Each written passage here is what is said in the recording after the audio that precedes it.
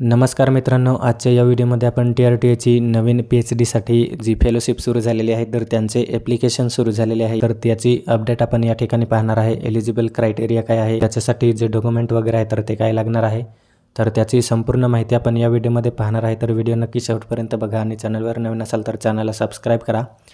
तर सर्वात पहिल्यांदा तुम्हाला TRTच्या ऑफिशियल वेबसाईटला व्हिजिट करायचं आहे। ऑफिशियल वेबसाईटला व्हिजिट केल्यानंतर तुम्हाला जो नोटिफिकेशन टॅब आहे तर त्या ठिकाणी फर्स्ट या ठिकाणी जे आहे तर ते नोटिफिकेशन दिसणार आहे। अनुसूचित जमातीच्या उमेदवारांकरिता PhD करिता अधिछात्रावृत्ती अर्ज मागवण्याबाबत सूचना।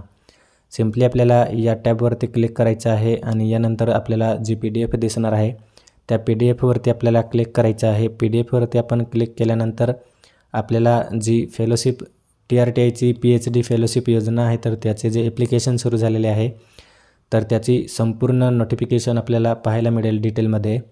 तर डेट तुम्ही पाहू शकतात 31 जुलै 2026 आणि त्यात आपल्याला नोटीस दिलेली आहे inviting online application for the schedule tribe research fellowship. तर या ठिकाणी PhD स्कॉलर्स आहे तर त्यांच्यासाठी ॲप्लिकेशन आहे तर ते सुरू झालेले आहे। Tribal research and training institute म्हणजेच TRTI Pune government of Maharashtra invite online application for the schedule tribe research fellowship. तर ST कॅटेगरीचे मुलं आहे तर त्यांच्यासाठी जी PhD रिसर्च फेलोशिप आहे तर ती सुरू झालेली आहे। तर eligible schedule the tribe candidate of Maharashtra whose PhD admission और रजिस्ट्रेशन हॅज बीन कन्फर्म।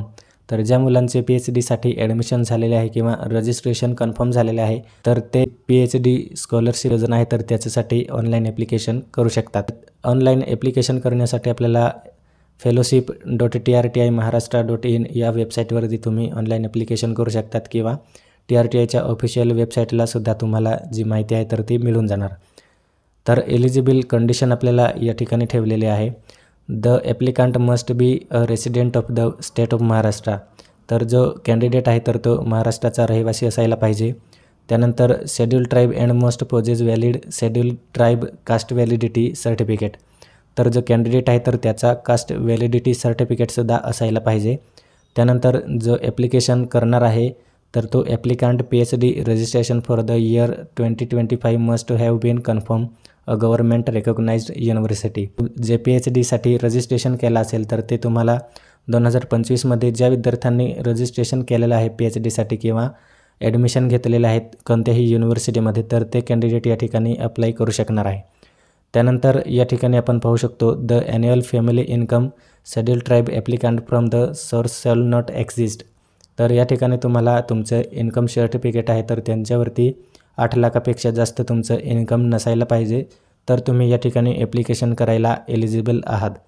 यानंतर आपल्याला या ठिकाणी एक ऑप्शन दिलेला आहे preference shall be given candidate belong to हे जे आहे तर ते PVTGS म्हणजेच विशेष आदिवासी जमात जी आहे तर त्यांच्यासाठी हे जे PhD फेलोशिप योजना आहे तर ती आहे।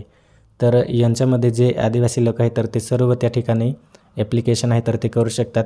रिझर्वेशन आपल्याला दिलेलं आहे reservation shall be applicable to follow women. महिलांसाठी या ठिकाणी 30% जे रिझर्वेशन आहे तर ते असणार आहे। त्यानंतर जे हँडिकॅप वगैरे असतात तर त्यांच्यासाठी 4% आणि अनाथ वगैरे आहेत त्यांच्यासाठी 1% असे रिझर्वेशन असणार आहे। त्यानंतर आपल्याला दिलेलं आहे the applicant must have secure a minimum B grade in the post graduate in degree. तर आपली जी डिग्री वगैरे असणार तर त्यांच्यात आपल्याला B+ ग्रेड असायला पाहिजे। त्यानंतर मॅक्सिमम एज वगैरे आपल्याला दिलेली आहे the maximum age limit for the applicant shall be 45 years. तर जो PhD फेलोशिपसाठी ॲप्लिकेशन करणार आहे कॅन्डिडेट तर त्याचे मॅक्सिमम जे एज आहे तर ते 45 पर्यंत असायला पाहिजे तर तुम्ही जो ॲप्लिकेशन आहे तर तो करू शकणार आहे। त्यानंतर candidate serving government service are not eligible under the scheme. जर तुम्ही कुठल्याही सरकारी कर्मचारी असाल तर हा जो ॲप्लिकेशन आहे तर तो तुम्हाला करता येणार नाही। त्यानंतर दिलेला आहे आपल्याला a minimum 75% attendance during the fellowship period is mandatory. तर तुमची जी प्रेझेंटी आहे तर ती या ठिकाणी 75% असायलाच पाहिजे फेलोशिपची जी योजना आहे तर त्याचा लाभ घेताना। त्यानंतर पुढचा मुद्दा दिलेला आहे आपल्याला selected candidate must join immediately after selection and submit the prescribe undertaking bond within 7 days. ज्या विद्यार्थ्यांचं सिलेक्शन होणार आहे तर त्यांना 7 दिवसाच्या आतच त्या ठिकाणी जॉईनिंग आहे तर ती करायला लागणार आहे। तर या ठिकाणी जे कॅन्डिडेट असणार आहे तर ते the applicant must have qualified NET SET GATE. तर अशा प्रकारची जी equivalent national state university CET आहे तर ती त्या ठिकाणी क्वालिफाईंग असायला पाहिजे जे कॅन्डिडेट ॲप्लाय करणार आहे तर ते. त्यानंतर तुम्हाला या योजनेसाठी काही महत्त्वाची माहिती आहे तर ती पूर्ण जाणून घ्यायची असेल, टर्म अँड कंडिशन. तर या ठिकाणी तुम्हाला जी वेबसाईट दिलेली आहे fellowship.trti.maharashtra.in, ही जी फेलोशिप योजना आहे तर त्याची संपूर्ण माहिती तुम्ही त्या ठिकाणी घेऊ शकतात. त्यानंतर the fellowship shall be admissible a maximum period of 5 years.